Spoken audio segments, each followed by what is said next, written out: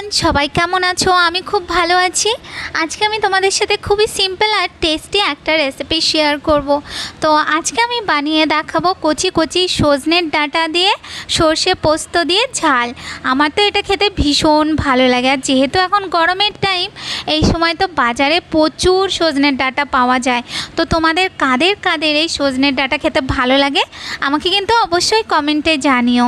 তো দেখো, এখানে আমি নিয়ে নিয়েছি 1 চামচের মতন কালো সর্ষে, 1 চামচের মতন পোস্ত, আর নিয়ে নিয়েছি 1.5 চামচের মতন সাদা সর্ষে, আর 8-10টার মতন কাঁচা লঙ্কা। কারণ এই সর্ষে পোস্ত দিয়ে যে সজনের ডাঁটার ঝালটা হয় না, সেটা একটু ঝাল ঝাল খেতে কিন্তু দারুণ লাগে, তার জন্য আমি একটু বেশি লঙ্কা নিয়েছি। তোমরা যেমন খাবে সেই বুঝে লঙ্কাটা কম বেশি করে নিয়ে নেবে। এরপর আমি কড়াইয়ের মধ্যে তেল দিয়ে ওর মধ্যে আমি দিয়ে দেবো একটু কালো জিরে আর শুকনো লঙ্কা ফোড়ন। তারপর আমি সরু সরু করে কেটে রাখা একটা আলু দিয়ে ওর মধ্যে পরিমাণ মতো লবণ হলুদ দিয়ে আলুটাকে একটু ভেজে নেব। তোমরা চাইলে আলুটা স্কিপ করতে পারো, আমার আবার এর মধ্যে আলু দিয়ে খেতে ভীষণ ভালো লাগে।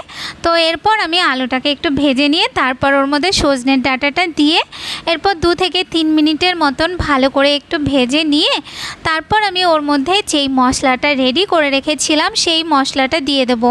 এরপর আমি ওর মধ্যে দিয়ে দেবো পরিমাণ মতন হলুদ গুঁড়ো, দিয়ে দেবো একটু লঙ্কার গুঁড়ো, আর ওর মধ্যে পরিমাণ মতো লবণ, আর ওর মধ্যে মশলার বাটি ধোয়া সামান্য একটু জল দিয়ে এরপর ভালো করে নাড়িয়ে চাড়িয়ে এই সজনের ডাঁটাটাকে একটু ভালো মতন কষিয়ে নিতে হবে।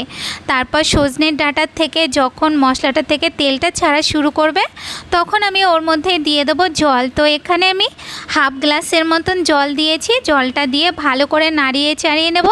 আর এই সময় দিয়ে দেবো সামান্য একটুখানি চিনি। চিনিটা দিলে কিন্তু এটা খেতে আরও বেশি ভালো লাগে। এরপর একটু নাড়িয়ে নিয়ে তারপর ঢাকা দিয়ে 5-7 মিনিটের মতন মিডিয়াম আঁচে এটাকে রান্না করে নিতে হবে।